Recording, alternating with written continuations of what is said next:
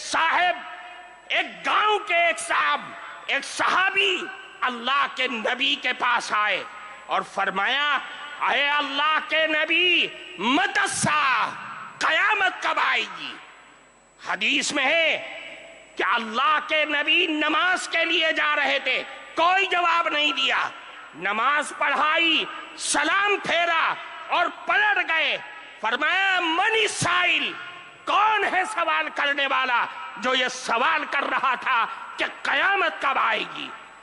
صحابی کھڑے ہو گئے اور عرض کیا، اے اللہ کے نبی، میں نے سوال کیا تھا کہ قیامت کب آئے گی۔ اللہ کے نبی نے پلٹ کر کے ان سے سوال کیا کہ یہ بتلاؤ کہ ما اعددت لہا، تم نے قیامت کے لیے تیاری کیا کر رکھی ہے؟ وہ صحابی تھے، صحابی کے جو دل میں ہوتا ہے وہی زبان پر ہوتا ہے۔ صحابی نے کہا، اے اللہ کے نبی، ما اعددت لہا لا کبیر صلاۃ ولا صوم الا انی احب اللہ ورسولہ، اے اللہ کے نبی، میرے پاس کوئی نمازوں کا پٹارا نہیں ہے، روزوں کا انبار نہیں ہے، لیکن ایک دولت میرے دل میں بس رہی ہے کہ میں اللہ اور اس کے نبی سے بے پناہ محبت کرتا ہوں۔ الحمدللہ رب العالمین، والصلاة والسلام على سید الانبیاء والمرسلین وعلى آلہ الطاہرین المطہرین، اما بعد فقد قال النبی صلی اللہ علیہ وسلم، ادبوا اولادکم على 3 خصال، حب نبیکم وحب اہل بیتہ وتلاوة القرآن، او کما قال رسول اللہ صلی اللہ علیہ وسلم۔ محترم صدر جلسہ، حضرات علماء کرام اور دور دراز سے آئے ہوئے ہمارے معزز بزرگوں اور عزیز دوستوں، جمعیت علماء ہند کے تمام اغراض و مقاصد کو اگر کسی سانچے میں ڈھالا جا سکتا ہے تو 3 چیزیں نکل کر کے سامنے آتی ہیں جس پر جمعیت علماء کی یہ بلند و بالا عمارت قائم ہے: نظام تعلیم اور نظام تبلیغ اور اصلاح معاشرہ۔ اصلاح معاشرہ جمعیت علماء کے بنیادی کاموں میں سے ایک کام ہے۔ آج پورے ملک سے لوگ آئے ہوئے یہاں پر بیٹھے ہوئے ہیں، حضرت صدر محترم کے حکم سے جمعیت علماء ہند کی طرف سے اصلاح معاشرہ کا نظام چلایا جاتا ہے۔ آج اس مستند اسٹیج سے آپ سب حضرات کو اصلاح معاشرہ کے سلسلے میں وہ بنیادی نقوش دیا جا رہا ہے کہ جس پر چل کر کے اصلاح معاشرہ اور ملک کے اندر پھیلنے والے ارتداد کی ساری لہریں ختم اور خاک میں مل سکتی ہیں۔ وہ بنیادی چیز یہ ہے کہ اصلاح معاشرہ سماج اور سوسائٹی کے اندر بھلائی اور بہترین نسل انسانیت پیدا ہونے کا واحد راستہ یہ ہے کہ ہم سب مل کر کے اپنی اولاد کی صحیح اور شرعی اعتبار سے تعلیم اور تربیت کریں۔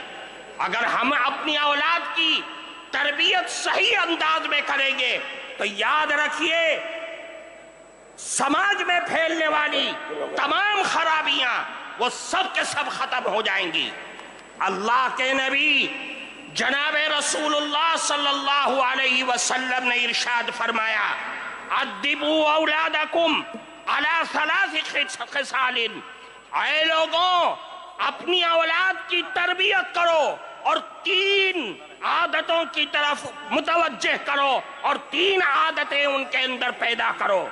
سب سے پہلی چیز یہ ہے کہ اللہ کے نبی نے فرمایا اپنی اولاد کے دلوں میں، ان کے ذہنوں میں، ان کے رگ و ریشے کے اندر بچپن ہی سے رسول اللہ کی محبت پیدا کر دو، اللہ کے نبی کی محبت پیدا کرو، اور اپنی اولاد کو بتلا دو کہ سب کچھ لٹ سکتا ہے، سب کچھ کا ساری چیزوں کا سودا کیا جا سکتا ہے، لیکن رسول اللہ کی محبت کا سودا ہرگز نہیں کیا جا سکتا ہے۔ اللہ کے نبی کی محبت، اور یہ بچوں کے دل و دماغ میں اس چیز کو بٹھا دو کہ رسول اللہ کی محبت ہمارے ایمان کی معراج ہے، کمال ایمان کا مدار رسول اللہ کی محبت پر ہے۔ میرے بھائیوں، اللہ کی نبی کی محبت دنیا اور آخرت کی دولت ہے۔ میں آپ کے سامنے ایک اللہ کے نبی کی حدیث پیش کرتا ہوں۔ ترمذی شریف کے اندر روایت ہے، ایک گاؤں کے ایک صحابی اللہ کے نبی کے پاس آئے اور فرمایا، اے اللہ کے نبی، متی الساعہ، قیامت کب آئے گی؟ حدیث میں ہے کہ اللہ کے نبی نماز کے لیے جا رہے تھے، کوئی جواب نہیں دیا، نماز پڑھائی، سلام پھیرا اور پلٹ گئے۔ فرمایا، من السائل، کون ہے سوال کرنے والا جو یہ سوال کر رہا تھا کہ قیامت کب آئے گی؟ صحابی کھڑے ہو گئے اور عرض کیا، اللہ کے نبی، میں نے سوال کیا تھا کہ قیامت کب آئے گی۔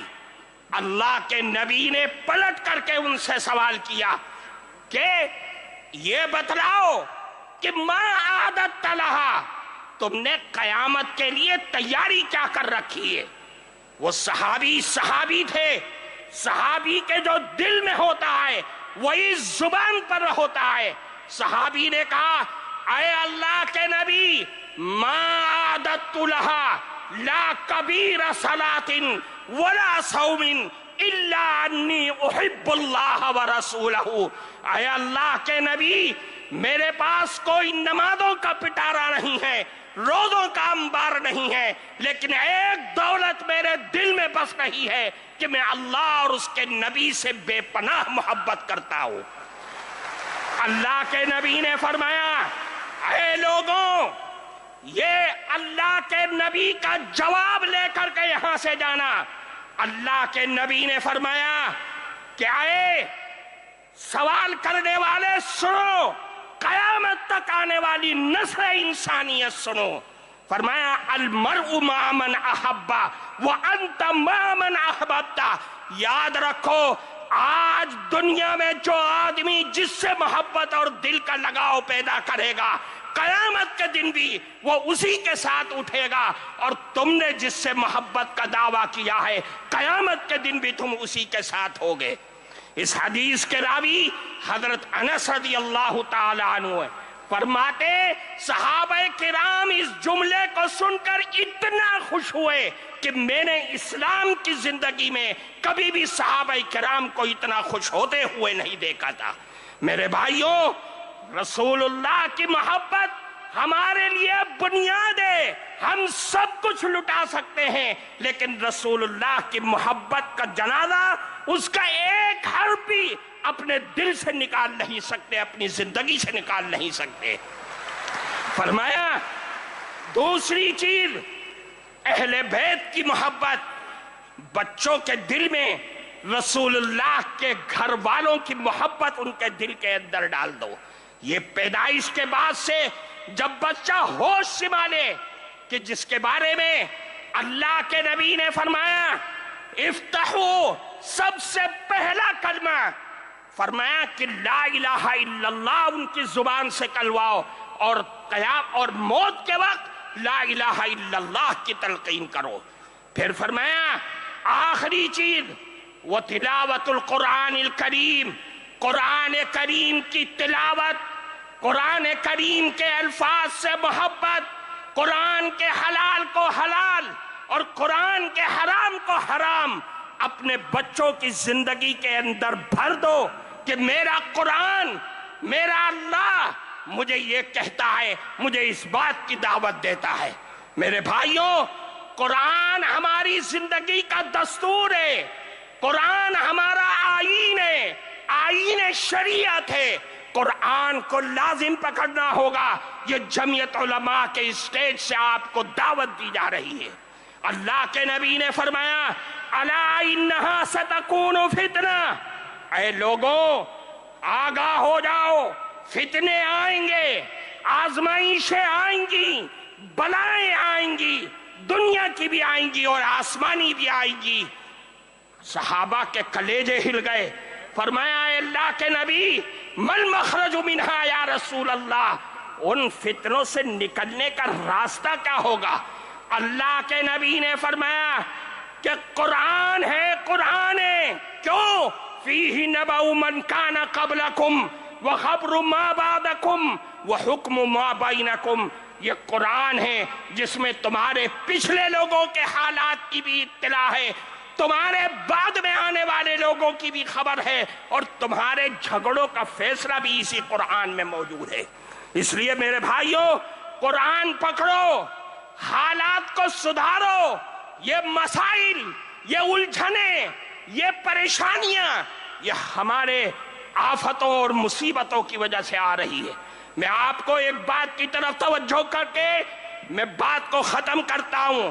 آج تک ہم روتے تھے، ہمارے بڑے پریشان تھے کہ دنیا نشہ کر رہی ہے، دنیا سٹے اور جوئے کھیل رہی ہے۔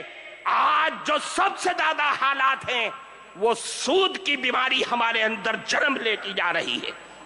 اور سود بھی کیسا؟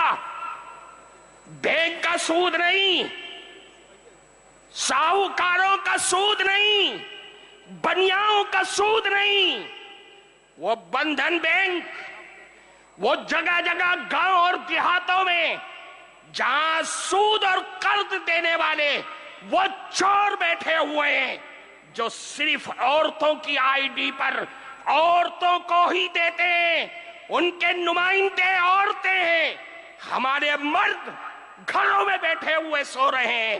میرا کون سا کلیجہ ہے، کون سا ہمارا دل ہے جو اس بات پر راضی ہوتا ہے کہ میری جوان بیٹی، میری جوان ماں، میری جوان لڑکی ان غیروں کے آفسوں میں جا کر کے قرض لے کر کے آتی ہے اور میں سارے ہفتے اس قرض کی قسط چکانے میں لگ جاتا ہوں۔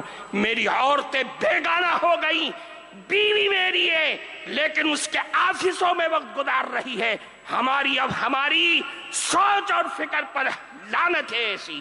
اس لیے میرے بھائیوں سوچو اور سود سے نکل کر کے باہر آؤ۔ اصلاح معاشرہ کو ہر گاؤں، ہر گلی، ہر مسجد کے حلقے میں اس کو پروان چڑھاؤ تاکہ میری قوم ان لعنتوں سے باہر آ سکے۔ وآخر دعوانا